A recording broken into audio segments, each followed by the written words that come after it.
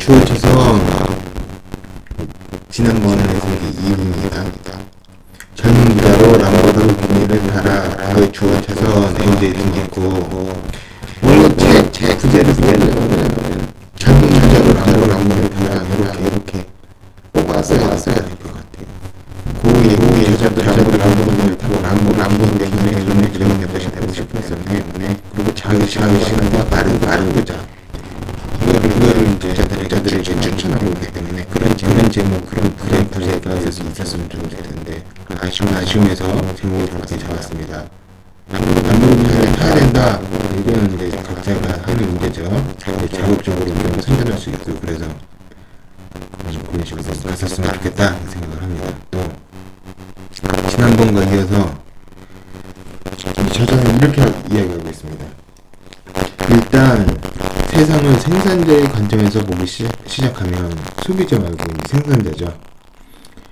TV를 보는 사람이 아니라 TV를 만드는 사람, 그리고 책을 읽는 사람이 아니라 책을 쓰는 사람, 그리고 기업의 제품을 만드는 사람이 아니라 이제 기업의 제품을 쓰는 사람이 아니라 이제 그걸 만드는 사람, 이제 특허도 이제 개발하는 발명가, 이런 사람이 되라는 거죠. 세상에 대한 인식이, 생산자의 관점으로 보면 세상에 대한 인식이 라디오 주파수의 지지직거리는 잡음에서 깨끗한 스테레오 사운드로 바뀌는 것처럼 선명해진다. 확실한 기회가 보이고 아이디어가 떠오르며 방법이 드러난다. 인식을 일단 소비자 마인드에서 생산자 마인드로 바꾸라는 얘기죠. 그렇게 해야지 아이디어가 보이고 기회가 보인다는 거죠. 그냥 이거 쓰고 징검다리라고 할 수 있어요. 사람들의 생활이요. 사람들의 생활이 이 징검다리, 이 소비에서 저 소비로 계속 넘어가는 거죠. 그러니까 이번에는 저기 가서 이거 사야지, 그 다음에 옷 사야지, 그 다음에 뭐 사야지, 버스비 내야지, 택시비 내야지, 계속 소비하는 징검다리인 거죠. 그렇게 되면은 이제 못 보내는 거예요. 관점 완전 바꿔서 생산자의 관점에서 봐야지 부의 추월차선으로 갈 수 있는 방법이 보인다는 거죠. 이제 또 소수만이 누리는 이 상태는 소수만이 누린다는 거예요. 당신이 부자가 될 수 있는 기질을 강화시키는 데 큰 도움이 된다. 기억하라. 소수만이 부자가 되고 당신은 이 소수 안에 들어가야 된다. 그러기 위해서는 생산자의 사고방식을 가져야 한다. 지녀야 한다. 이제 다른 관점으로 일단 바라봐야 된다는 거예요. 그리고 소비자의 관점이 아니라 생산자의 관점으로 바라보면은 더 깊이 있는 소비를 할 수 있습니다. 예를 들어서 영화 같은 것도 왜 저렇게 찍었을까? 이제 어떻게 찍었을까? 이 관점으로 바라보면은 또 다른 이제 맛이 느껴지거든요. 그 배우에 있는 그걸 이제 인식하고 이렇기 때문에,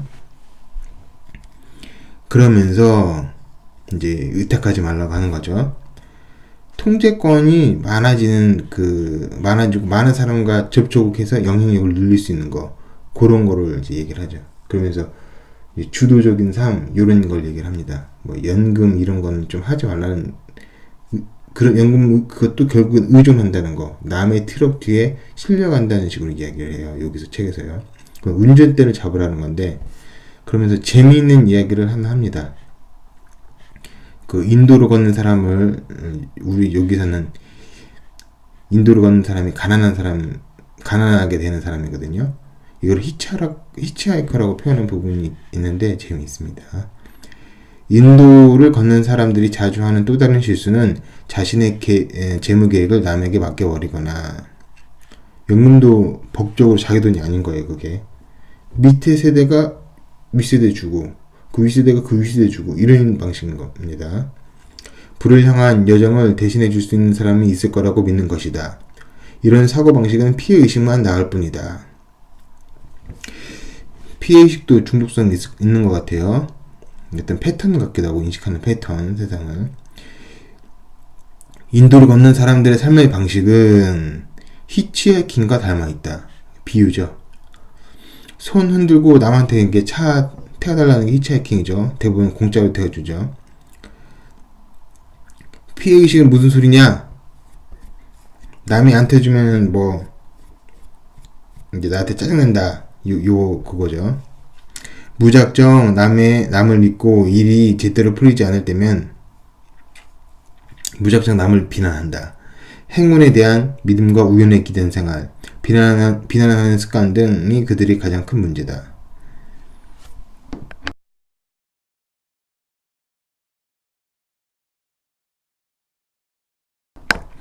흔히 원망하면 원없이 망한다고 이야기하죠. 그 취지는 비난하지 말라는 거죠.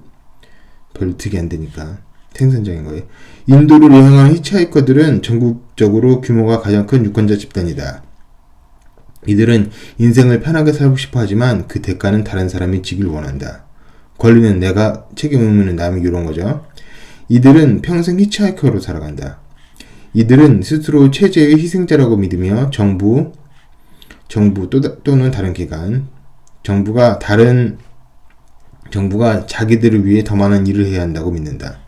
전반적으로 그 자체가 굉장히 뾰족한 스타일이에요. 찌르고 뭐 휠체어니 뭐니 막 이러면서 자극적으로 얘기하고. 이들은 인생이 자기에게 너무 가혹하다고 믿는다. 이들은 세상을 편하게 살게 해주겠다고 약속하는 정치인이라면 누구든지 뽑아준다. 포퓰리즘이 그래서 나온 거죠. 그리스도 그렇고요. 이제 그 무라카미 하루키라고 있는데요. 거기서 먼 북소리라고 그 에세이집이 있습니다. 그 에세이집에서 무라카미 하루키가 그리스 어떤 아저씨랑 친해요. 근데 그 아저씨가 맨날 하루키를 만나면은 나 이제 은퇴하기까지 얼마 남았어. 맨날 그런다는 거예요. 그 말년병장 이제 제대일자 그런 거 세듯이.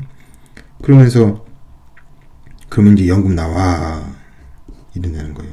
그래서 하루키가 그 동네에서 이제 글 쓰고 이제 그 동네 떠났다가 다시 무슨 일이 있어서 그 동네 다시 들어왔는데 그 아저씨가 자기 막 은퇴했다고 기분 좋아하다라는 거죠.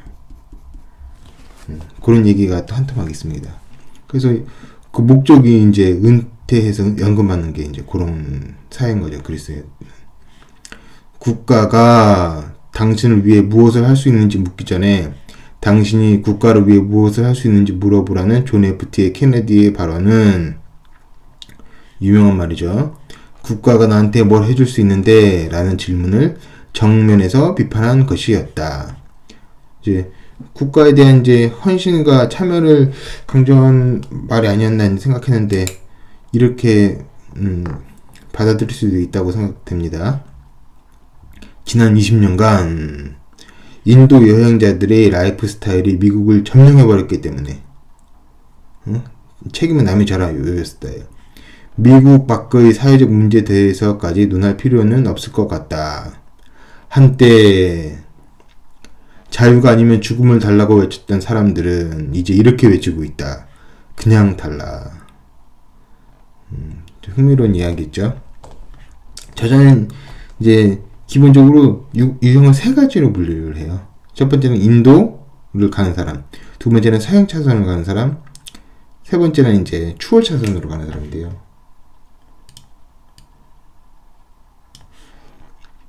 이런 스타일로 이제 표로 정리를 해봤습니다.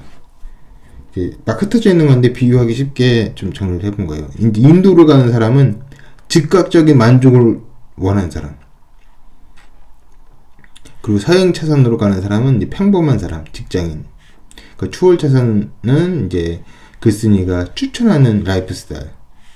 이 사람들 이제 교육에 대한 인식 보면, 이제 인도로 가는 사람은 졸업과 동시에 공부하는 담 쌓았어. 만세! 이런 거죠. 이제 공부 안 한다는 거죠. 그리고 서행 차선으로 가는 사람은 교육은 중시 여기죠. 근데 그 교육이 더 높은 연봉, 그러니까 직장으로서의 교육, 이렇게만 이제 생각하고 있죠. 국한되어 있는 거죠. 또 반면에 추월 차선에 있어서의 배움, 교육에 대한 인식은 배움을 멈추는 즉시 성장도 멈추지, 지식과 의식을 계속해서 확장시켜야만 해. 이렇게. 그래서 계속 평생 교육이라는 거죠. 이 사람은 그래서 계속 배워야죠. 부에 대한 인식도 다르죠. 실컷 누리다가 죽는 사람이 바로 승자. 그러니까 뭐 요로족 스타일이죠. 이렇게. 그냥 있는 대로 다 써버리자. 그리고 없으면은 빚내서 써버리자. 이런 스타일이고요. 서행 차선은 일 저축 투자 40년 동안 반복해서 65세 정도가 돼버리면은 편안하게 은퇴할 수 있겠지. 아니면 운이 좋아서, 왜냐면 12% 수익을 본다면 아마 55세쯤 은퇴할 수 있을 거야. 이런 스타일이고, 추월 차선은 분은 사업 시스템 설계를 통해 얻은 현금 흐름과 자산 평가의 결과야. 이렇게 인식하고 있다는 거죠. 현금 흐름은 이제 그 직업에서 받는 돈 말고 다른 돈, 자동적으로 흘러게 하는 돈인 거죠.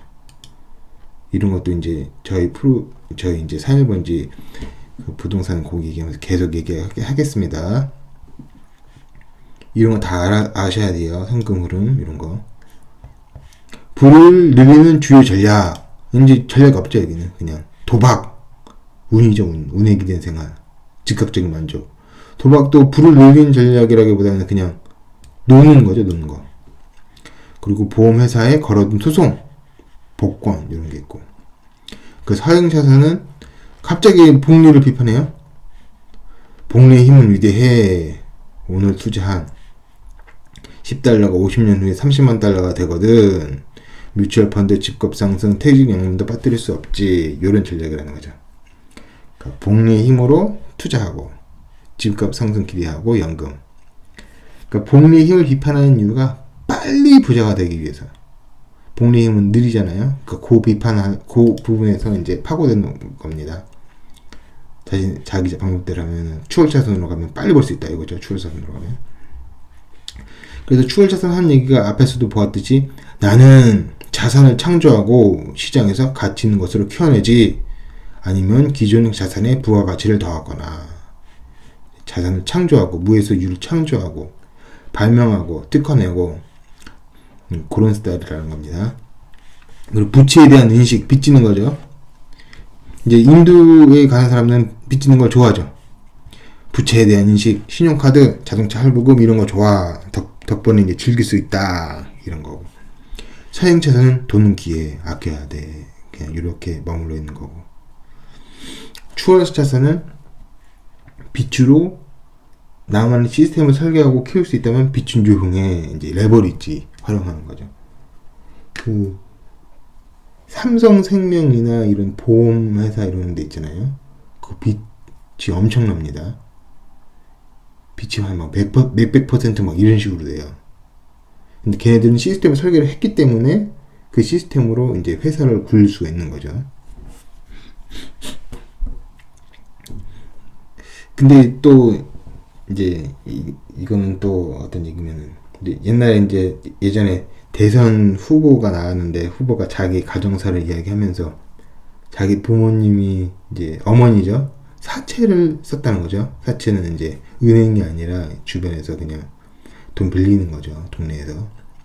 그렇게 동네에서 빚을 내가지고 빚 못 갚았다고 그 빚쟁이라고 쫓아가지고 이제 어머니 막 머리 끄댕기를 잡고 막 그랬다는 거예요. 그래서 성실하고 착하고 올바른 사람인데 빚을 무조건 싫어하시는 분이 있어요. 그럼 부채에 대한 인식이 요게 서행차선에 머물러 있는 거죠.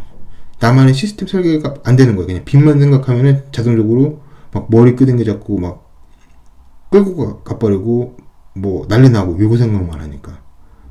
그래서 빚을 잘 못 쓰면은 인도차선으로 가는 사람 요렇게 돼버리는데, 잘 쓰면은 이렇게 될 수 있다는 거를 모르고 무조건 이 정도로 요걸로 가시는 분이 있어요. 그러면 어느 정도 자기 그거에 대해서 한계를 그어버리는 거죠. 미리. 물론 조심해야죠. 조심하고 경계하고 그런 부분이 당연히 있어야 되지만, 어떤 트라우마나 예전에 어떤 경험 때문에 일방적으로 무조건 그거는 잘못됐다, 피해가야 된다 이렇게 생각하시면 안 됩니다. 빚을 잘 쓰고 영리하게 써야지 한 단계 인식을 벗어서 넓게 보는 거예요. 착하시고 성실하신 분인데 빚 무조건 두라는 분이 있습니다. 그럼 여기 추월차선으로 이게 안 되는 거예요. 그러면 여기는 부의 방정식,